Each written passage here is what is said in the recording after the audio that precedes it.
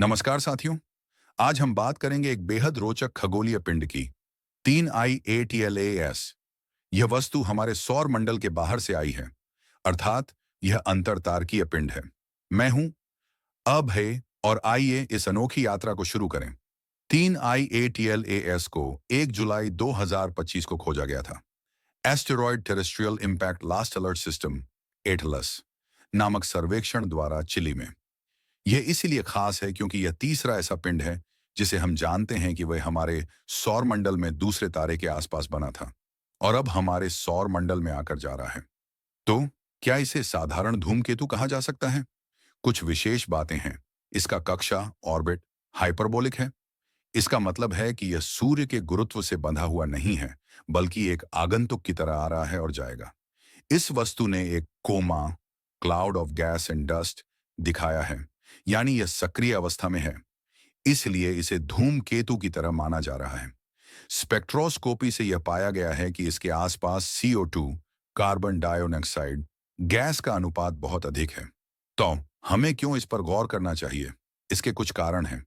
यह हमें दूसरे तारे के सिस्टम में बने जिस पिंड ने हमारे सौर मंडल से गुजरा है उसकी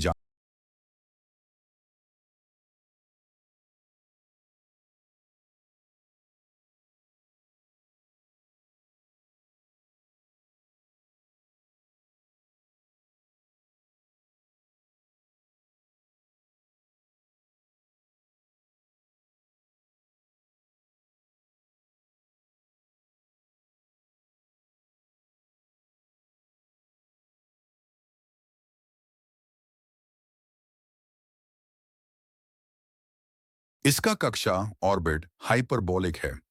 इसका मतलब है कि यह सूर्य के गुरुत्व से बंधा हुआ नहीं है, बल्कि एक आगंतुक की तरह आ रहा है और जाएगा। इस वस्तु ने एक coma cloud of gas and dust दिखाया है, यानी यह सक्रिय अवस्था में है। इसलिए इसे धूमकेतु की तरह माना जा रहा है। स्पेक्ट्रोस्कोपी से यह पाया गया है कि इसके आसपास CO2 कार्बन डाइऑक्साइड गैस का अनुपात बहुत अधिक है। तो हमें क्यों इस पर गौर करना चाहिए? इसके कुछ कारण हैं। ये हमें दूसरे तारे के सिस्टम में बने जिस पिंड ने हमारे सौर मंडल से गुजरा है उसकी जानकारी देता है, यानी हमारी अपनी सौर प्रणाली के बाहर के निर्माण और प्रक्रियाओं का अध्ययन करने का मौका।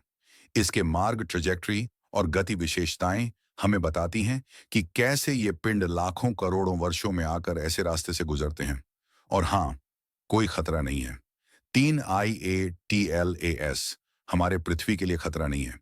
ये पृथ्वी के बहुत करीब नहीं आएगा। हालांकि हमने बहुत कुछ सीखा है, पर बहुत सी बातें अभी खुली हैं। इसकी नाभिक न्यूक्लियस का आकार ठीक ठाक नहीं पता है।